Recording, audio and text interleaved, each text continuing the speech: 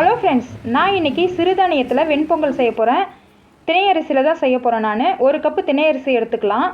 அது ஒரு பாத்திரத்தில் போட்டுக்கிட்டு அதில் பாசிப்பருப்பு அரை கப்பு எடுத்துக்கலாம்.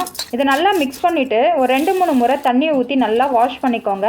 அதில் இருக்கிற வேஸ்ட்டு ரைஸ் எல்லாம் வந்துடும். பாருங்கள், இந்த மாதிரி இருக்கிற வேஸ்ட்டு ரைஸு இதெல்லாம் நம்ம கழுவி ஊற்றும்போது போயிடும். பாருங்கள், நல்லா வாஷ் பண்ணி நல்லா ஃப்ரெஷ்ஷாக இருக்குது. இப்போ நம்ம ஸ்டவ்வில் ஒரு குக்கர் வச்சு எண்ணெயை விட்டுக்கலாம். சீரகம் போட்டுக்கலாம், மிளகு போட்டுக்கலாம், இது கூடவே கொஞ்சம் இஞ்சி போட்டுக்கலாம், பச்சை மிளகாய்.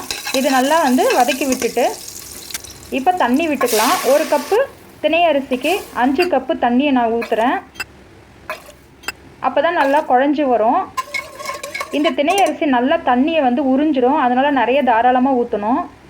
இப்போ நம்ம உப்பையும் போட்டுக்கலாம், நல்லா கலந்து விட்டுக்கலாம். கழுவி வச்ச இந்த அரிசியும் பருப்பும் நம்ம தண்ணியெல்லாம் எடுத்துட்டு இதில் போட்டுக்கலாம். போட்டு நல்லா கலந்து விட்டுக்கலாம்.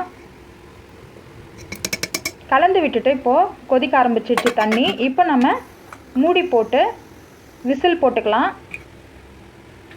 ஒரு 5 விசில் விட்டுக்கோங்க, இல்லை 6 விசில் விட்டுக்கலாம். நல்லா வெந்துடும். நல்லா நீங்கள் கலரி விட்டிங்கன்னா நல்லா குழஞ்சிரும்.